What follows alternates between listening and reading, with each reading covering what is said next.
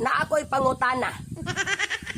Unsay imong ikasulti, ikasuggest aron magdugay ang among relasyon isip manag uyab og manag-asawa. Ay! Sayon ba kayo mo problema?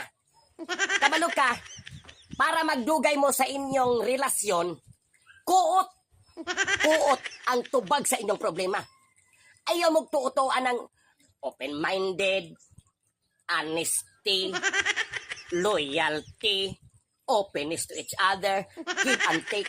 Ayaw mong tuuan na basic na kahibalo na taana, naanda na nato na, ginabuhat na nato na, pero kabantay ka, dili pa kihapon epektibo na siyang pamaagiha.